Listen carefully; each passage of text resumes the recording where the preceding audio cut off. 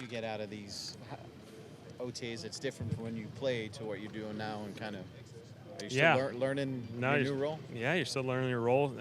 It's installation phase, so every day kind of has its own flavor.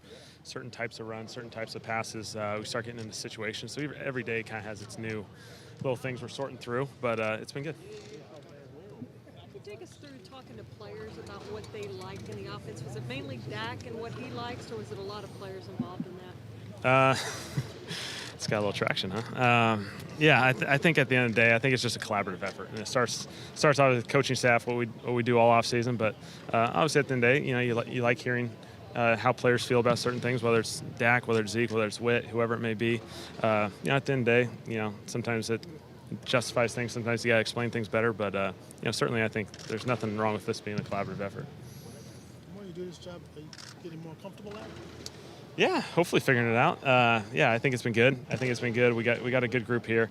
A veteran group as far as the offensive crew, as far as the players, the coaching staff, a lot of continuity, and so a lot of things that we have common ground with, and then little things that will flavor up as this thing progresses. How do you say a manager, player says, "Hey, I think we should try something different than what we've been doing"? How do you manage that? Yeah. Suggestions. Yeah. No. Hey, it's great. I think it's great because it means players are thinking about things like that. They're into it. They're invested. At the end of the day, you're going to do so many things, and maybe it's an idea down the line that, hey, if something presents itself, maybe we'll go down that road. But it may not fit now. It may fit later. We'll see how it goes. Did you have your own offensive philosophy, or how does that mesh with what Jason has done and what Scott did, and how do you incorporate that? Yeah, I think it's a nice little blend. Obviously, what's been established here, certainly the system's been in place for a while with Coach Garrett, and so, understand the system, recognizing it, and then being able to, naturally, anytime there's a different play caller, different voices each year, there's going to be different spins on it and different, presentations that, maybe an experience that you had elsewhere that you can incorporate now. How would you characterize, I guess, your input or your experience or your philosophy on offensive football? Yeah, I think you take bits and pieces everywhere from, high school. My dad was a high school coach. Learned certainly a lot from him foundationally. College, at Boise with Coach Peterson, then, your different stops, whether it's Detroit, whether it's here, different people you get interacted with. You can always pull bits and pieces from everyone and piece it all together, and hopefully it comes up with something you like. In which area has Dak improved the most, do you think? I think just, fundamentally, just being consistent with it. I think last year he was making some really good strides, and he's continuing to do that. And then, I think just overall command, at the end of the day, being your fourth year, your third, full off season here, in so many ways, he knows it. He's out there just running the show, operating, and, it's been really, really good for him. One obvious area this offense can improve is red zone. Yeah. What do you guys have to do to get better in the red zone? Yeah, I think, simply execute. We'll certainly, naturally you're gonna look at it and you're gonna say, hey, we like certain things we've done. Maybe we need to explore some other things, and I think that's just the start of it. You start getting into these situations like today. Today we kind of start introducing red zone, and it gives you an opportunity to, maybe put some stuff out there that maybe you haven't done before. See what you like, see what you don't like, tweak things, and I think we just gotta get better down there. We gotta execute. We gotta run the football, and take advantage of 2-1 and 4, and then we'll have some opportunities outside as well. Omar is a guy you lined up a lot when he first got here. How much more can he do now that you guys have had him for a full off season? Yeah, obviously the full off season's awesome for Amari, him here from the start, and I think him, seeing the whole picture now. Obviously being able to be here for an off season, you're able to move him around a little bit, put him in some different spots, some formations, motions, all that sort of stuff. I think that stuff will help help him, be able to be in different spots and create opportunities for him. How natural is he at playing different spots? 'Cause Yeah, you require different deals. Absolutely. I think it's smooth.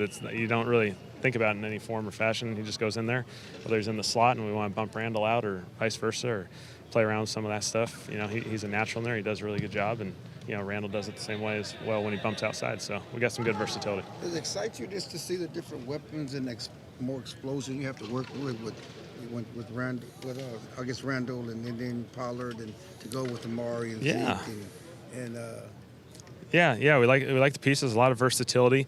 Guys that can play multiple spots, and so that obviously benefits you as this thing progresses.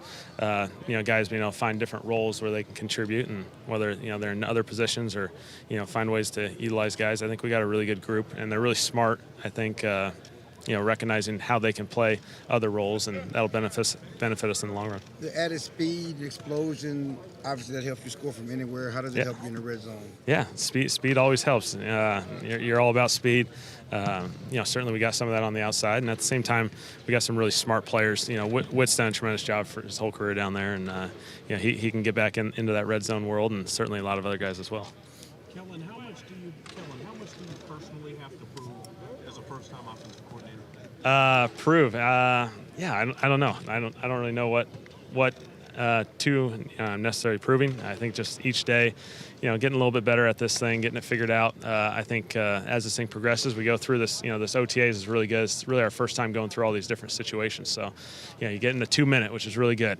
Calling plays in a 2 minute scenario, getting into these high red, low red type scenarios where you start putting in very specific things for certain fields. And I think all that stuff is good. You can sit in the room and have the desk job, and that gets a little boring at times. And you get out here and finally do some stuff. So it's been good.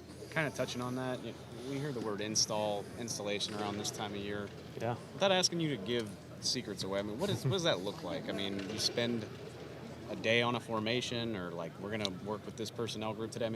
When you install your playbook, what exactly? Yeah, there's different pieces each and every day, whether it's formations, whether it's personnel, play type, field zones, situations, all these things, they kind of get flavored up each day. So whether it's an emphasis in a certain formation, and then down the line maybe introduce a personnel group that you don't do as much, but hey, we're going to run the same plays that we introduced day 1, day 2, and now we're just going to do it in a different way.